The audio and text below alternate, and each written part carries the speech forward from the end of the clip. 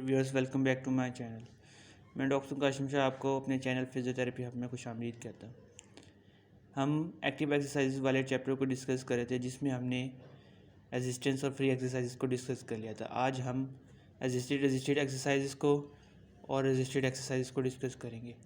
Resisted exercise की बात की जाए तो ये कम्बिनेशन है रेजिस्टेड और रेजिस्टेड एक्सरसाइज का। इसमें सबसे पहले हम पेशेंट को रेजिस्टेंस प्रोवाइड करते हैं ताकि वो अपने पैटर्न को गेन कर सके और कुछ उसके मसल जो हैं ग्रेड 2 की तरफ चले जाएं।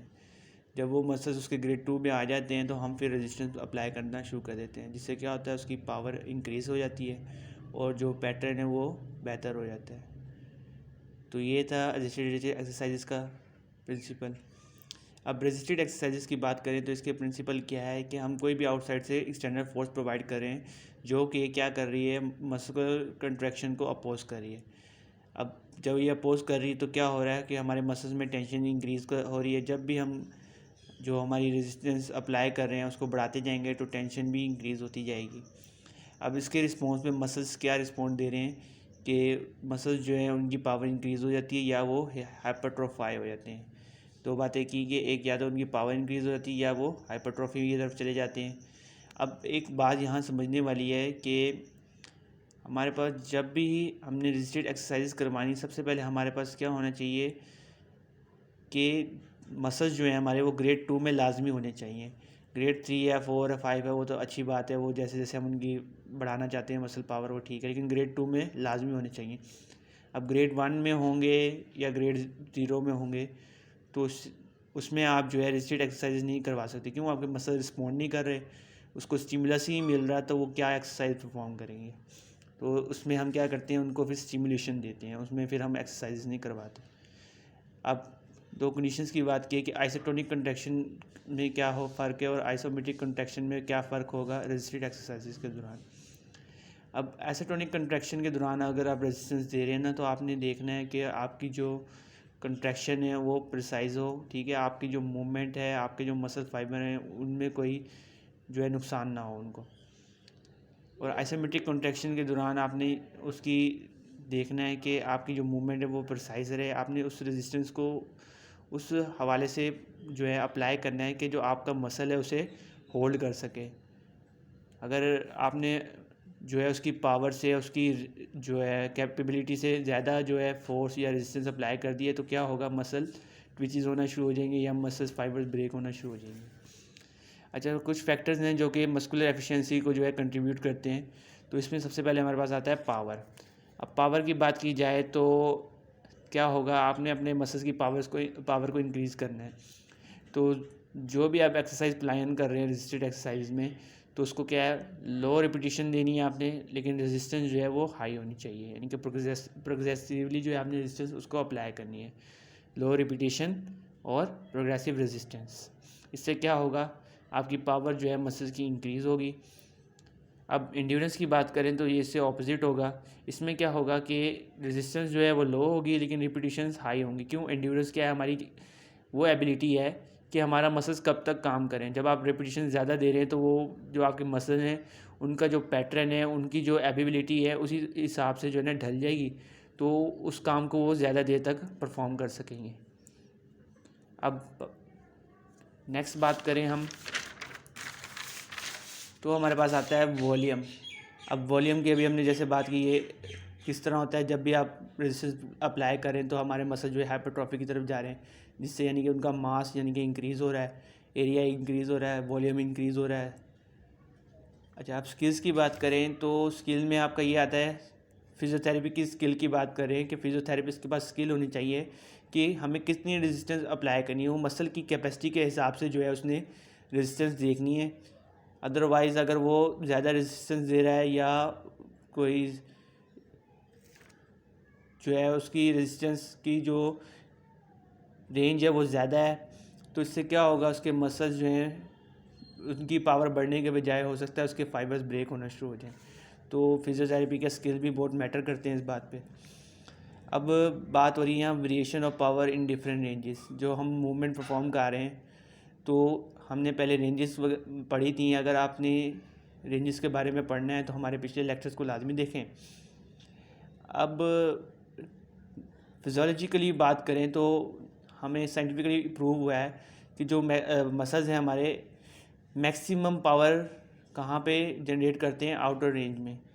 लेकिन मैकेनिकली बात करें तो जो है हमारे मसल्स जो हैं मिडल रेंज के अंदर सबसे ज़्यादा पावर जनरेट कर रहे होते हैं।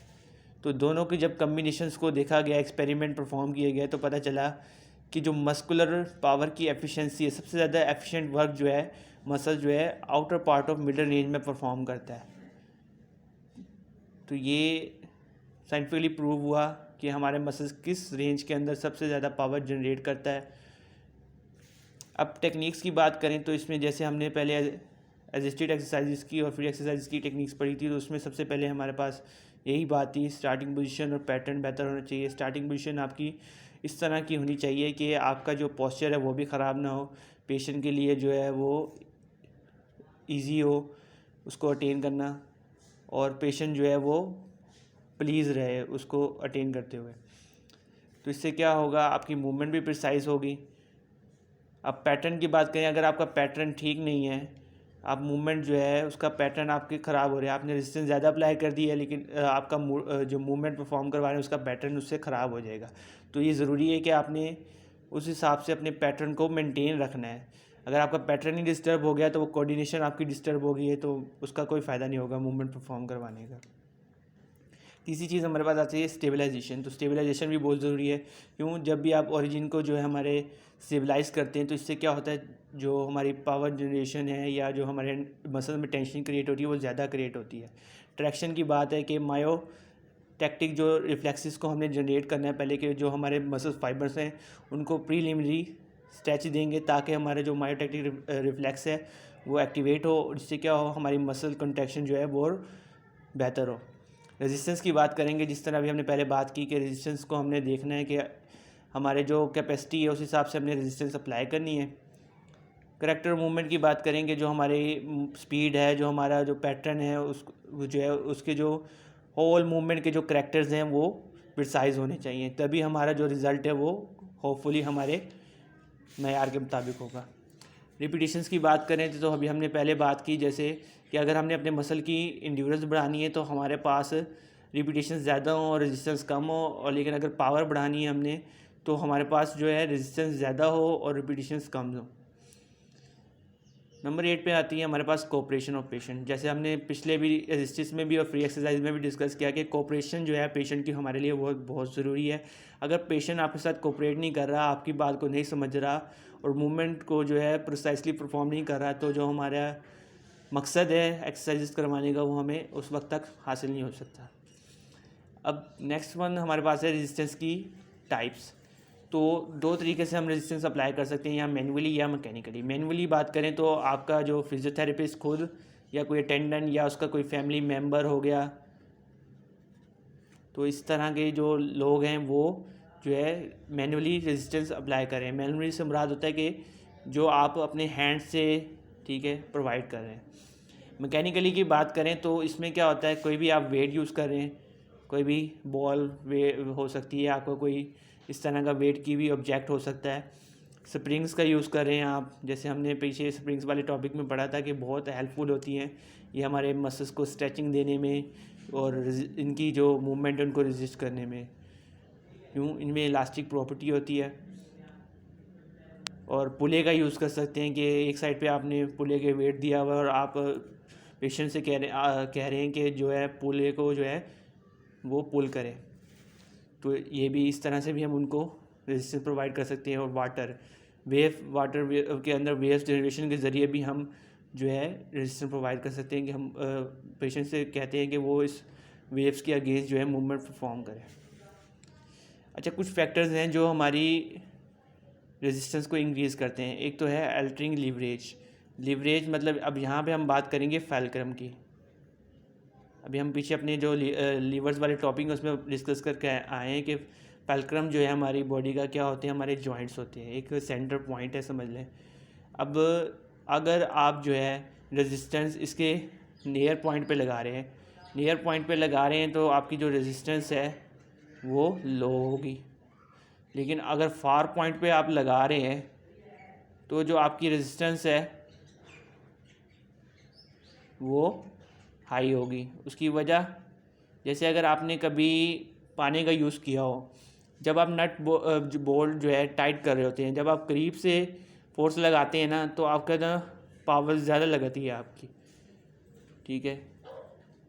लेकिन आप जब दूर से लगा रहे हैं तो आपकी जो फोर्स आप लगा रहे हैं बज़ाहिर तो आपको कम लगती है, लेकिन जो आपकी जो फोर्स लग रही है वो प्रॉपरली जो है उस नट बोल्ट पे सही से लग रही होती है, और फोर्स जो है उस पर ज़्यादा लग रही होती है, आप उसके मूवमेंट को जो है ना ज़्यादा परफॉर्म कर पा रहे होते हैं।